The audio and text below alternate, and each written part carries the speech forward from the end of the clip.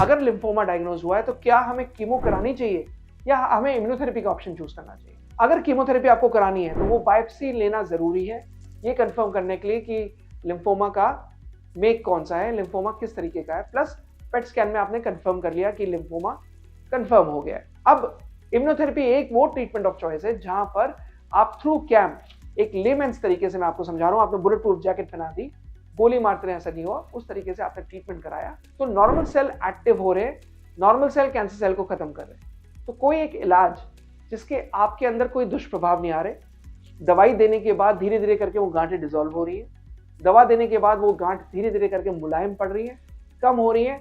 अगर 5-6 गांठ थी गर्दन के पास, वो अब 3 या 2 रह गई, इसका मतलब वो ट्रीटमेंट असर कर रहा है। कीमोथेरेपी के साइड इफेक्ट्स क्या होंगे और इम्यूनोथेरेपी के साइड इफेक्ट्स क्या होंगे।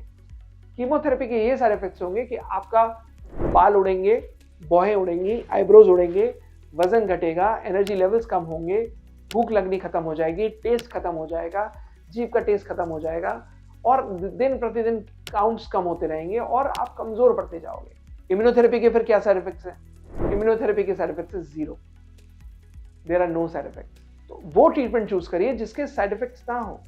अगर एनीवेज ये गांठ है, पेनलेस है, एनीवेज ये गांठों में कोई पेन नहीं है, अदर देन गांठ कोई और सिम्टम नहीं है, अदर देन गांठ आप अपना रूटीन में अपना काम कर रहे हो, अपना भाग दौड़ कर रहे हो, अपना रूटीन में अपनी सारी एक्टिविटीज कर रहे हो, आपको कंफर्म हो गया लिम्फोमा है, तो choose a treatment choice which is painless, choose a treatment choice जिसका डाउन टाइम नहीं है, चूज अ ट्रीटमेंट जिसका कोई आपको घर बैठे हुए आप बिस्तर पे नहीं बंध रहे, you are not confined to your room, you are not confined to your house, आप अपना रूटीन में सारा काम कर रहे हो, तो वो ट्रीटमेंट चूज किया जाता है जिसमें कोई साइड इफेक्ट नहीं आ रहा, कोई दुष्प्रभाव नहीं आ रहा। अब अगर मन में ये डाउट है कि नहीं डॉक्टर साहब मुझे कीमोथेरेपी पैरेलल करानी है, मुझे कीमोथेरेपी नहीं छोड़नी, वेल एंड गुड, आप कीमोथेरेपी पे पैरेलल चला सकते हो।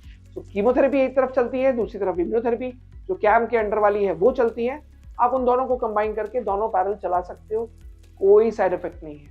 रैदर फायदा ये होता है कि जो कीमो के साइड इफेक्ट्स हैं वो हमारी दवाइयाँ कम कर देती हैं। जो कीमो के साइड इफेक्ट्स हैं, जो वेट लॉस होना है, काउंट्स कम होने हैं, वजन घटना है, भूख खत्म होनी है, दर्द होना है या फिर अननेसेसरी की वीकनेस होनी है, ये सब के सब हमारी ट्रीटमेंट के दौरान, इम्यूनोथेरेपी के दौरान कम हो जाते हैं।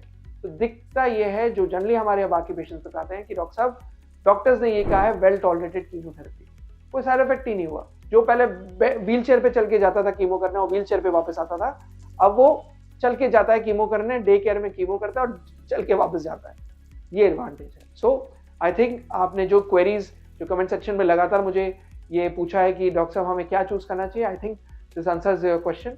अगर लगता है कि ये वीडियो आपको मदद किया, ये वीडियो जरूर उस पर्सन को जरूर भेजिए, हो सकता है शायद उसको ज्यादा जरूरत हो, जो आपके नोन में हो, जो शायद सफर कर रहा हो सकता है शायद उसको ये ट्रीटमेंट चॉइस से हिम्मत मिले, सहारा मिले और वो रिकवर हो। आपकी शेयर हो सकता है किसी की जान बचा सकती है।